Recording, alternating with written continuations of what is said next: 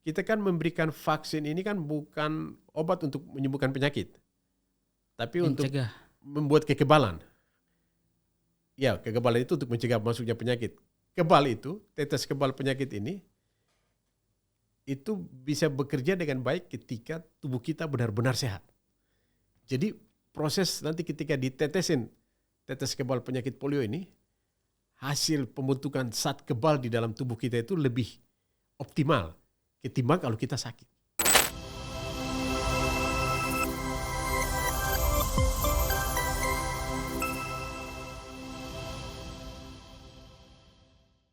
Salam jumpa Sobat Tobi dimanapun berada. Kita jumpa di podcast pemerintah Provinsi Papua yang dikelola oleh Dinas Kominfo.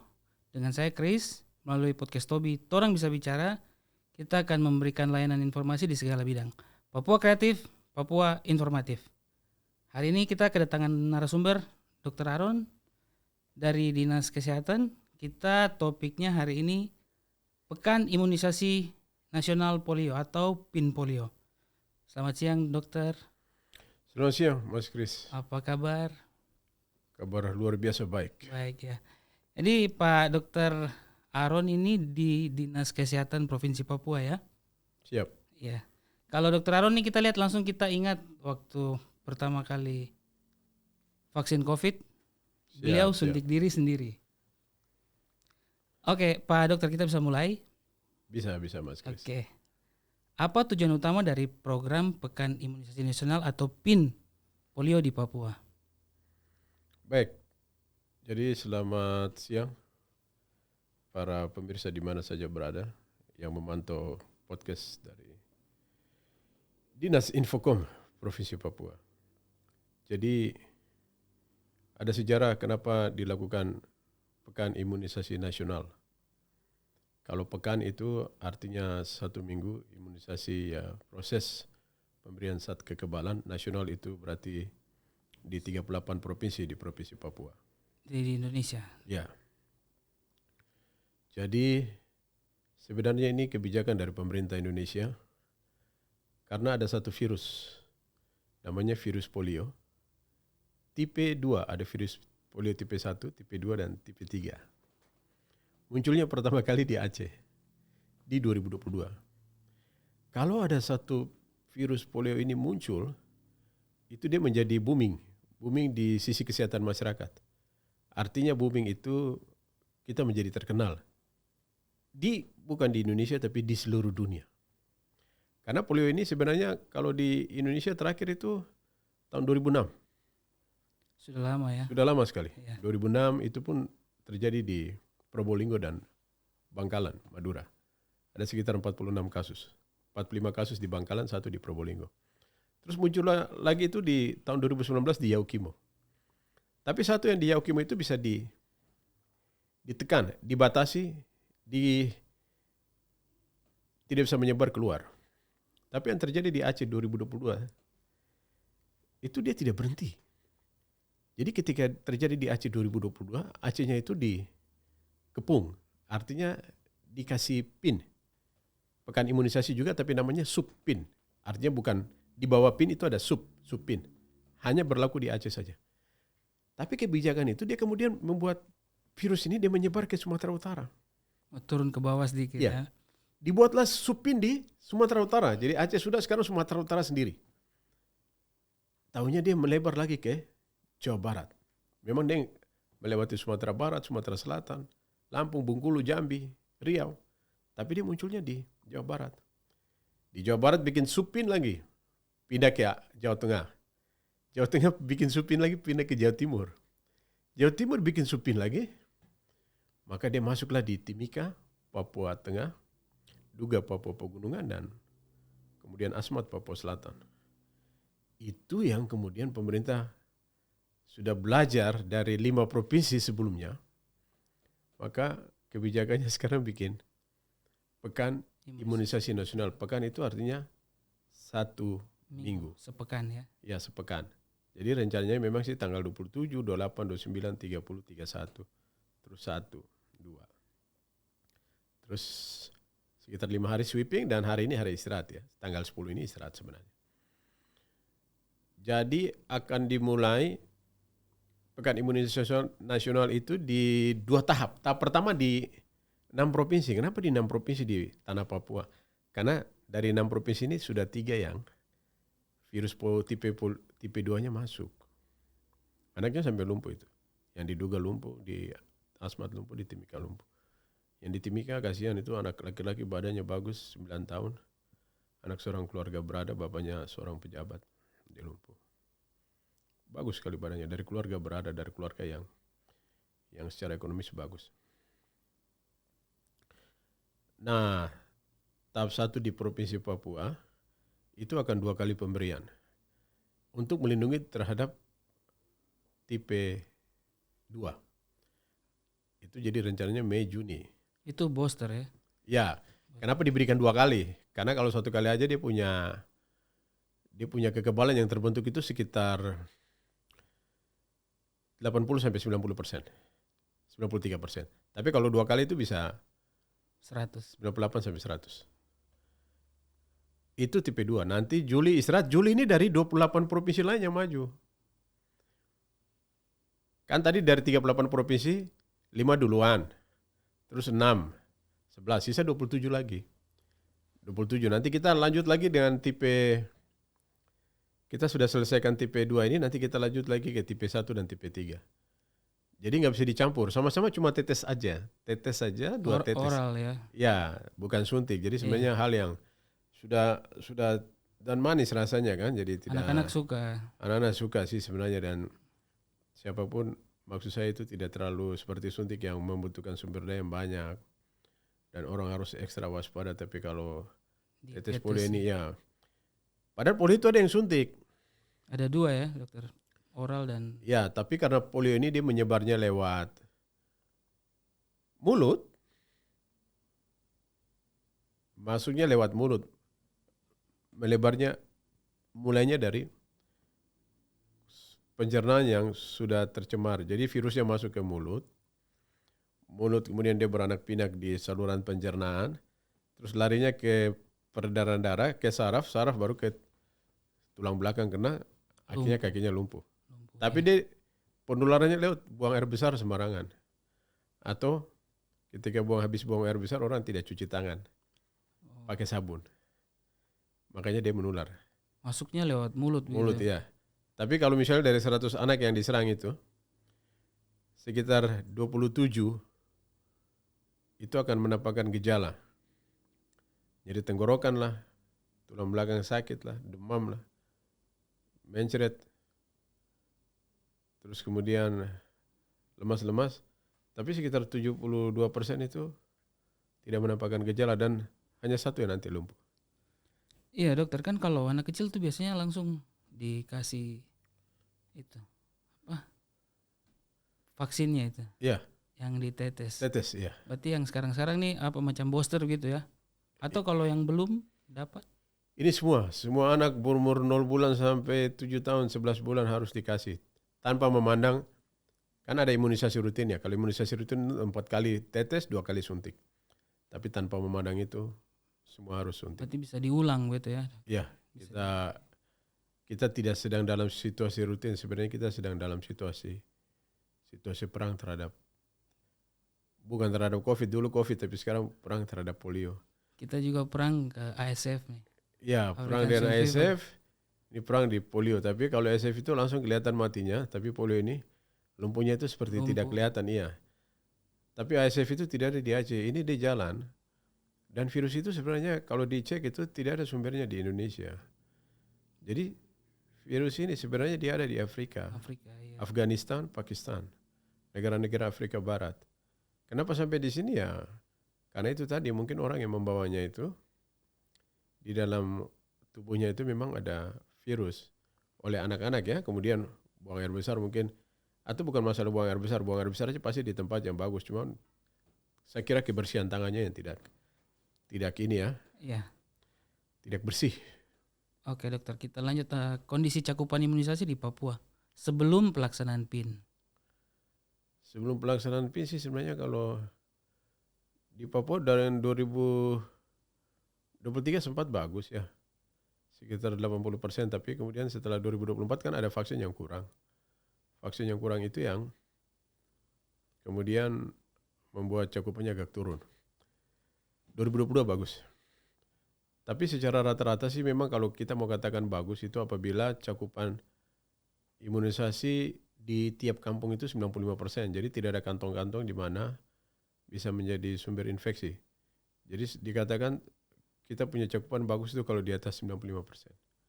Tapi kalau cuma 70-80 itu semua menjadi berisiko ya. Berisiko dengan penyakit-penyakit yang dapat dicegah dengan imunisasi. Yang potensial menimbulkan kejadian luar biasa atau wabah. KLB ya. Ya. Apa jenis vaksin yang diberikan? Kalau untuk PIN ini cuma satu saja, tetes. Oral tetes, ini? ya.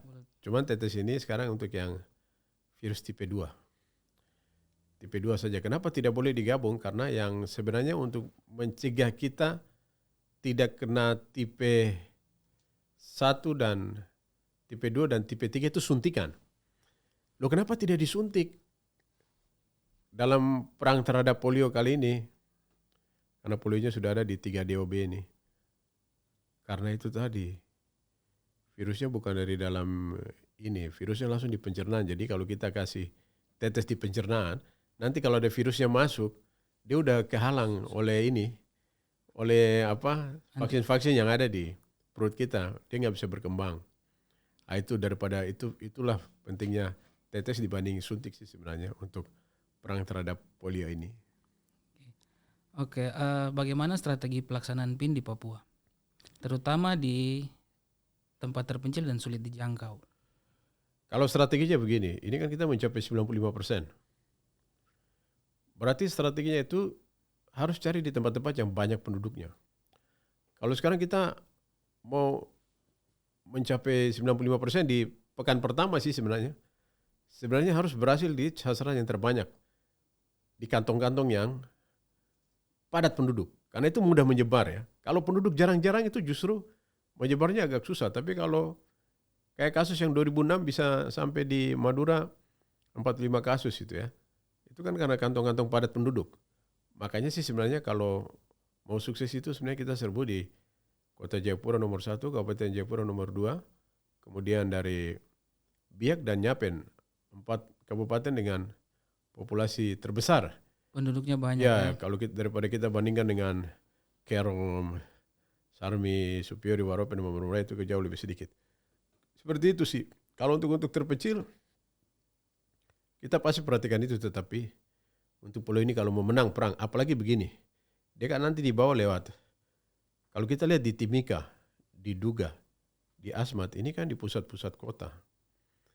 Makanya kita serbu dulu, kita pagari dulu yang ada di pusat-pusat kota dengan penduduknya padat. Nanti untuk yang daerah-daerah yang terpencil tetap akan dilakukan karena memang cakupannya di setiap kampung minimal cakupannya di atas 95%. Oke dokter, tantangan utama yang dihadapi dalam pelaksanaan PIN? Tantangan utama gini, ini pas Provinsi Papua lagi dananya lagi mepet ya, lagi sudah utus jilid 1, DOB lagi. Utus jilid 1 dulu provinsi jilid 1 provinsi yang bagi-bagi. Sekarang jilid 2 provinsi dengan sekarang pusat yang bagi-bagi, jadi kedudukan provinsi dan kabupaten kota sama. Tambah lagi dengan 2B. Jadi kalau mau menang dalam KLB atau wabah, kejadian luar biasa atau wabah, kita harus pakai sistem COVID. Kerja keroyokan. Semua ya? Ya, kalau gak kerja keroyokan kita tidak sukses. Tadi kita baru meeting dengan Pak Mendagri itu, bahas tentang inflasi, termasuk dengan tadi TBC itu. Ya kuncinya itu, kata Pak Mendagri, kayak kita menang lawan COVID. Kita harus kerja keroyokan, kolaboratif. Kalau cuma satu instansi saja berat. Itu sih intinya. Tidak bisa Provinsi Papua saja ya, harus kabupaten kota. Ya, tidak bisa Provinsi Papua saja. Makanya ya seperti itu sekarang kan. Tidak bisa saja Aceh saja, tidak bisa Jawa Barat saja, tidak bisa Jawa Timur saja. Harus seluruh Indonesia. Kalau enggak nanti dia akan menyebar lagi. Dia jalan-jalan. Ya? Iya, nanti dia jalan-jalan. Mungkin habis di Papua nanti dia pindah di Maluku kah, Maluku Utara kah, kita tidak tahu. Karena seperti COVID, jalan-jalan, penyakit ini juga jalan-jalan. Selama orang pindah-pindah gitu ya. Oke, tapi kita tidak bisa menutup lockdown kayak sistem COVID itu, tidak. Cuman kita harus pemberantasan, cuma lebih Meskipun virusnya lebih bikin lumpuh, tapi dibanding COVID yang bisa sembuh sendiri, ini juga sih sebenarnya ada virus ya bisa sembuh sendiri juga. Tapi kalau sudah lumpuh itu yang kasihan. Kalau kita tidak bisa, bukan sembuh sendiri, tapi di virusnya dibawa virus itu lewat kita punya air besar tuh, buang air besar. Lagian selain kondisi kita punya cakupan imunisasi cukup kurang, terus kemudian ada juga tidak semua orang, tidak semua kampung sudah 100% stop buang air besar sembarangan. Ditambah lagi teman-teman di Puskesmas punya fungsi intelijen. Intelijen itu di dalam dunia penyakit menular itu, kalau di kesehatan itu ada fungsi intelijen. Intelijennya itu gini. Kalau ada orang yang misalnya kalau kasus polio, yang lumpuh terus sifatnya layu, bukan kaku, terus kurang dari 2 minggu, itu harus segera dilaporkan. Nah, intel ini gak jalan. Nah, itu mempengaruhi, itu faktor, ya. Pantau-pantau gitu. Ya, pantau-pantau. Dan harus dilaporkan setiap minggu. Ah, ini yang tidak dipantau. Harusnya dilaporkan, langsung diambil kotoran hasil buang air besarnya itu. Seperti itu. Oke, bagaimana cara pemerintah daerah memastikan ketersediaan distribusi vaksin selama PIN? Oke, dari pusat sudah kirim full sesuai dengan kebutuhan untuk ini ya, untuk kan ada 4 putaran ya. Yang untuk tipe 2 ini 2 putaran. Sudah dikirim vaksinnya. Provinsi juga sudah distribusikan semua. Lewat Zoom meeting terpantau bahwa semua puskesmas juga sudah punya vaksin. Artinya sudah tidak ada yang susah, apalagi kita tidak seperti yang lain. Kita sekarang sisa 9 kabupaten kota. Jadi vaksinnya sudah ada di masing-masing Dinkes kabupaten kota. Nanti Dinkes kabupaten kota yang kalau bagaimana kita memastikannya dari laporan yang puskesmas ini sudah melakukan, puskesmas ini belum melakukan. Jadi hampir semua puskesmas sudah melakukan PIN polio ini. Berarti vaksinnya sudah ada. Ada ya. Keterlibatan tenaga kesehatan lokal dalam pelaksanaan PIN. Ya tetap, karena ini tetap mengandalkan tenaga kesehatan lokal ya. Yang terutama teman-teman yang ada di puskesmas. Di daerah ya. Ya, di puskesmas mereka tetap melakukan itu. Bagaimana pemerintah daerah bekerja sama dengan organisasi non-pemerintah dalam program PIN? Nah, justru ketika provinsi punya uang kurang, maka untung ada UNICEF.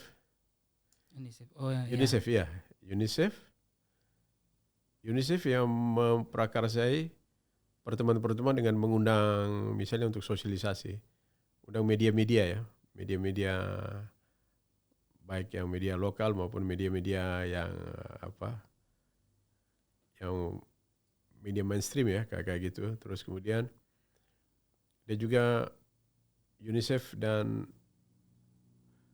lembaga lokal itu seperti GAPA itu yang kemudian Gapai Papua ya. Ya, Gapai Papua dan juga ada YP2KP yang memfasilitasi kegiatan pertemuan lintas sektor tingkat provinsi. Sebelumnya malah sudah undang kepala-kepala dinas lagi itu yang UNICEF dan GAPAI dan YP2KP. Ada lagi WHO itu datang untuk memantau-mantau juga sih sebenarnya untuk buat pelatihan-pelatihan penguatan kayak intelijen. Nanti kalau lumpuh layu gimana? Cara pengambilan sampelnya gimana? Pelaporannya gimana? Seperti itu. Itu dari WHO sudah datang juga. Berarti sudah ada kerjasama ya. Peran lembaga adat dan tokoh masyarakat. Nah, pada pertemuan lintas sektor itu lembaga dari Dewan Adat Papua diundang. Kemudian dari tokoh agamanya itu hadir juga dari FKUB dan PGGP. Kalau dari adat itu Pak Yakonias Wabrar. Terus yang dari PGP waktu itu diwakili oleh Pak Pendeta Mauri. Tokoh masyarakat lainnya yang datang itu misalnya Ketua Warda Pramuka, Ibu Christine Lulu Poromano. Iya. Itu juga datang. Istrinya Pak BTM. Ya, dari PMI Provinsi Papua itu juga terlibat. Dari TNI dia punya Kesdam, polisi Bidokesnya. Terus bidang humas Polda juga hadir. Kodam juga datang, dia punya hubungan itu datang. Kemudian dari rumah sakit, organisasi profesi, ID, PPNI, kemudian IBI, dari gereja-gereja juga mereka datang. Jadi di lintas provinsi sudah lumayan. Setelah itu tindak lanjutnya lewat grup-grup ya. Ada juga sih dari kementerian-kementerian, misalnya dari Kementerian Agama, dari Kementerian Sosial, UPT-UPT yang ada di sini juga terlibat. Termasuk UPD-UPD seperti Dinas Sosial, itu kami undang juga Dinas Pemberdayaan Perempuan, itu terlibat. Juga demikian dengan PKK-nya. PKK juga ada. Ibu-ibu dorang. Ya, termasuk yang kemudian launching itu, Pak PJ Group sendiri, beserta Ibu Ketua Tim Bergerak PKK yang waktu launchingnya di Pulau Numfor. Iya Padahal tanggal 25 Mei 2024. Itu kan mulainya tanggal 27 Mei kan. PIN tahap 1 putaran pertama. Tapi launchingnya 25 Mei. 25 Mei launching di tingkat provinsi di Pulau Numfor. Launching di Kota Jayapura waktu itu di Jembatan Merah. Pas lomba-lomba sepeda-sepeda itu. Oh, fun bike itu. Fun bike itu ya, 5 kilo kalau nggak salah itu. Pas Car Free Day. Ya, Car Free Day itu di Jembatan Merah itu sudah. Hari Sabtu ya. Ya, jadi PJ-PJ-nya dikontak PJ Bupati Biang, terus PJ Wali Kota Jayapura juga terlibat. Bagaimana masyarakat Papua diberikan edukasi dan informasi tentang pentingnya imunisasi melalui PIN? Imunisasi, ya edukasi ini sekarang kan, kalau kita melihat kita punya, memang sekarang di zaman ini, kalau kita lewat koran atau lewat televisi, itu memang sudah jalan. Koran jalan, televisi jalan, terus kemudian dari media-media online juga pada jalan kan. Tobi juga jalan, dokter. Tobi juga jalan sekarang ini. Nah, sekarang kalau kita lihat kita punya generasi-generasi. Kalau seangkatan kita orang-orang tuanya berarti sekarang dia ada di dalam posisi dia generasi kami itu generasi apa ya? Ada di bawah ini kan generasi X, generasi milenial, generasi ya seperti itu. Generasi Z sebenarnya kita main dari tergantung bisa main dari Facebook, kemudian dari WhatsApp, atau juga dari YouTube, atau juga dari TikTok, atau juga dari Instagram. Cuman mungkin yang di situ masih kurang ya, kurang bermainnya di situ. Karena kita tidak punya, kita belum mengajak seperti YouTubers begitu, atau orang-orang yang memang yang banyak follower. Ya, followers. Yang banyak ya, followernya bagus ya seperti itu. Okay. Itu yang mungkin kurang ya. Dia punya macam Instagram siapa yang paling banyak, di YouTube siapa yang paling banyak, di TikTok siapa yang paling banyak. Itu saya kira itu kurang. Bagaimana mekanisme pencatatan dan pelaporan cakupan imunisasi selama PIN di Papua? Baik, jadi pencatatan yang dalam pelaksanaan PIN polio ini memang termasuk canggih juga ya. Dia berbasis ada aplikasi namanya aplikasi ONA. Jadi setiap puskesmas ketika dia sudah melakukan imunisasi hari ini, misalnya saya imunisasi 100 orang menggunakan 2 vial, seperti itu. Langsung dia entry di aplikasi ONA, langsung kelihatan. Langsung di input ya? Ya, oh ini puskesmas ini, dia imunisasinya harian ini, oh ada hari ini dia, berapa hari ini dia melakukan imunisasi, oh hari ini dia libur. Terus cakupannya di puskesmas ini sudah sekian ini ya. Itu yang tahap pertama yang cara cepat ya. Tahap kedua itu, karena ini setiap hasil imunisasi harus di entry di aplikasi, namanya aplikasi ASIK. ASIK yang terintegrasi dengan kita punya aplikasi satu set yang ada di kita punya Android. Itu harus dikasih masuk sehingga nanti kita punya anak-anak ini, kalau Androidnya, anak-anak yang punya Android atau orang tua yang punya Android, dia bisa memantau status imunisasi daripada anak-anak yang diimunisasi. Seperti waktu kita imunisasi vaksin COVID, itu terpantau di kita punya HP ya. HP. Ini juga terpantau, tapi kalau belum terpantau berarti orang petugasnya mungkin capek ya. Dia belum entry ya, karena dia harus entry ya, entry nama orang tuanya, mamanya terutama, pekerjaannya, alamatnya di mana, imunisasinya jenis apa. Itu hukumnya harus begitu. Cuma memang petugasnya mungkin agak setengah mati ya, karena dia sendiri. Apalagi kalau internet terjalan lagi. Ya, internet tidak jalan. Tapi kalau di Kota Jayapura kan jalan tuh, pasti, Biak jalan. Pasti jalan. Sarmi jalan, Kerom jalan, Sentani. Ya, apa hasil yang telah dicapai dari pelaksanaan PIN di Papua sejauh ini? Ya, kita kan tadi bilang, kita punya tahap PIN ini, pekan ini, 1 minggu ini kan harus 95%. Terus tambah lagi 5 hari sweeping. Dari target 95% ya, ini baru 33%. Sudah sampai tambah 5 hari ini baru 33%. 33,7%.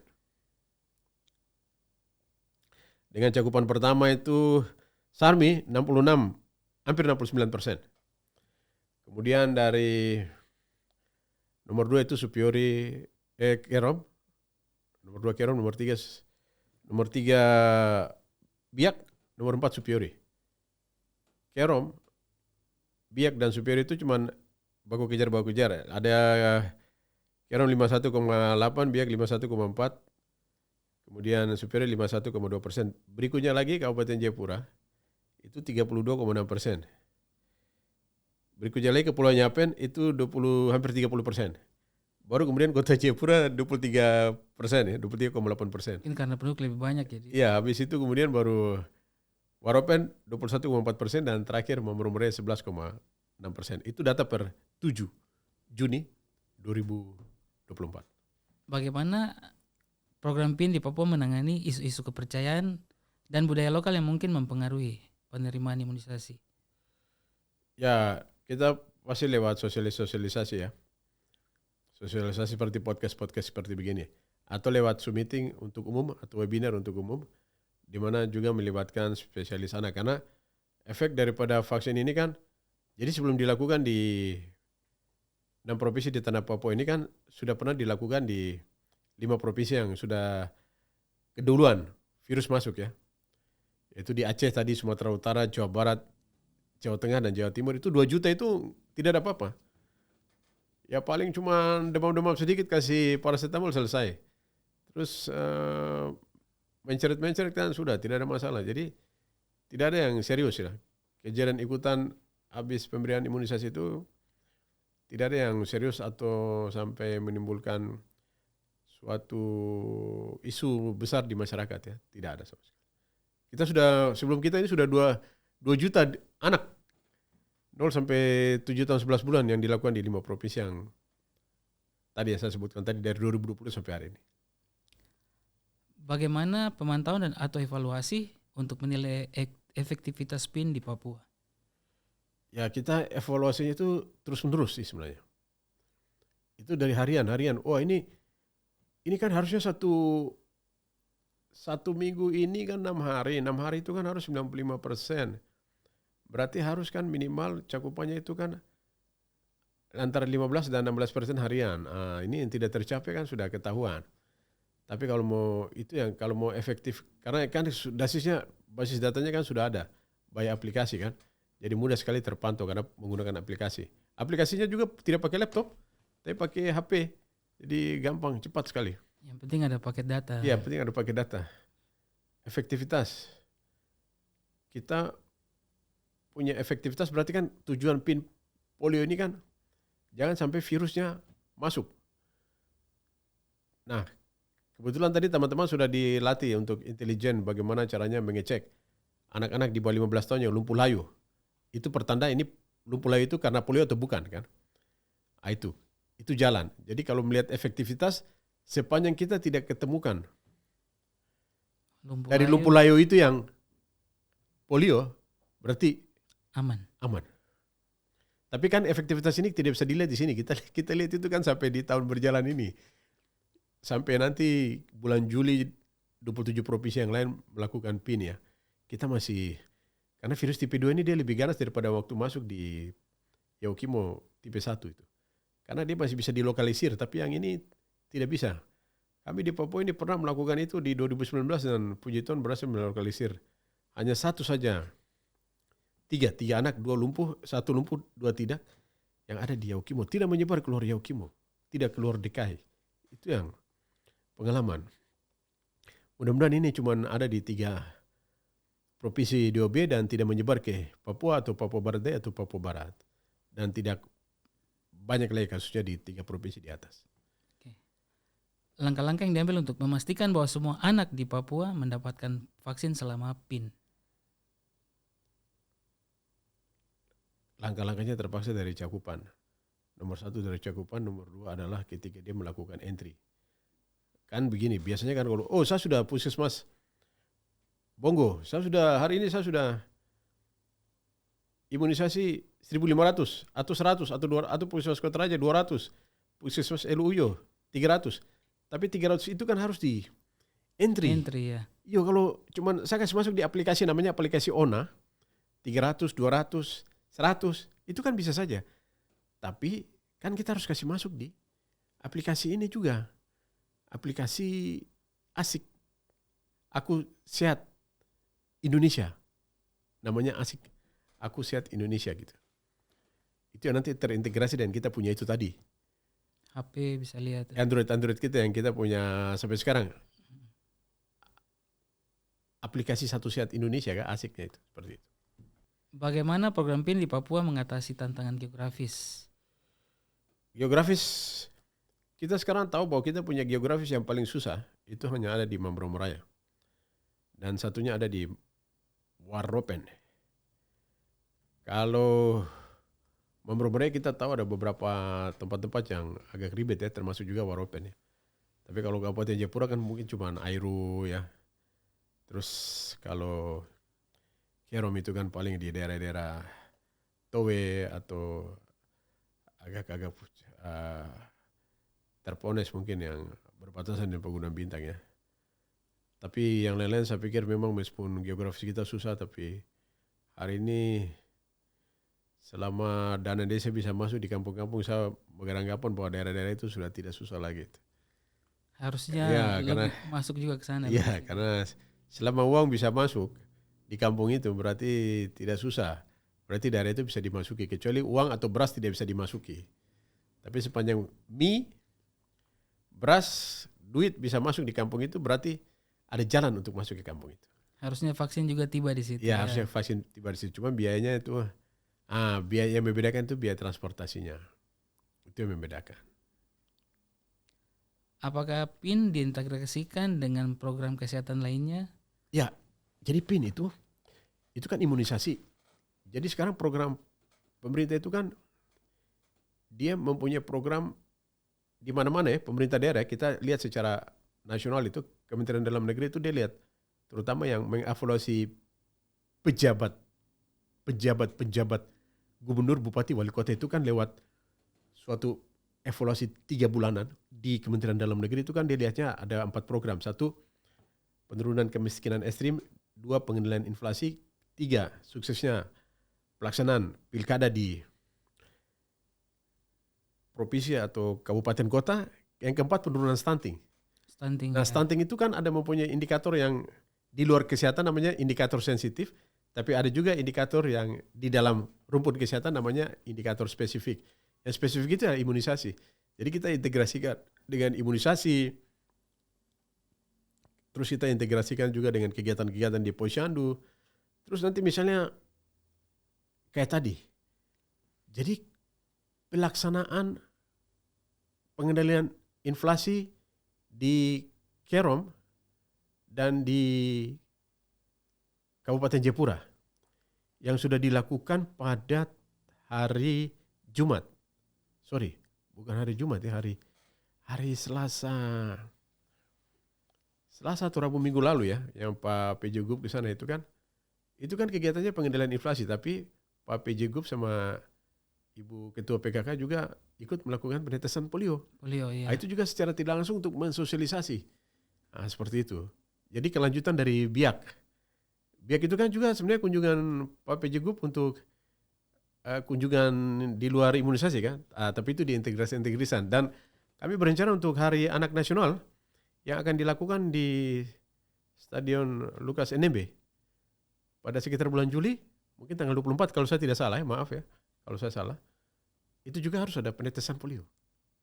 Seperti itu. Apa yang dilakukan untuk memastikan kesinambungan dan keberlanjutan cakupan imunisasi di Papua setelah PIN berakhir? Ya, setelah PIN berakhir.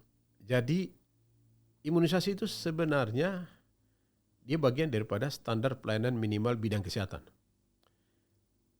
Jadi ada namanya, kalau Kementerian Dalam Negeri dia melihat begini, atau BPKP atau BPK dia melihat begini, atau BPKP terutama. Ini provinsi, ini kabupaten kota, kalau dia mau kerjakan sesuatu, dia harusnya ada standar pelayanan minimal. Di bidang kesehatan ada 12 yang harus dilakukan kabupaten kota. Di antaranya cakupan pelayanan kesehatan bayi, atau cakupan pelayanan kesehatan balita, cakupan pelayanan kesehatan anak sekolah. Itu beberapa indikatornya adalah imunisasi.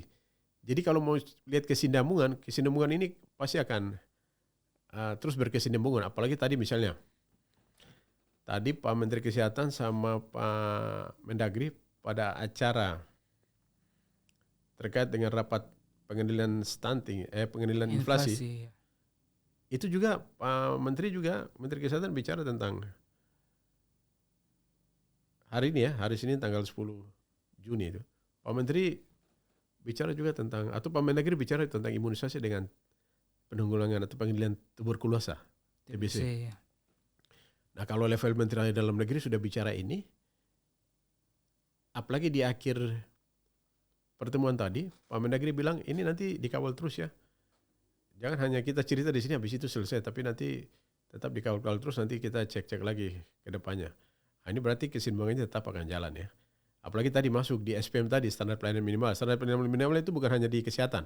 Ada juga di pendidikan apa, di sosial apa, di kependudukan apa, kayak gitu. Mungkin juga ada di informasi, ada punya standar pelayanan minimal lain. Di PU apa, begitu. Dokter, mungkin kita cukup.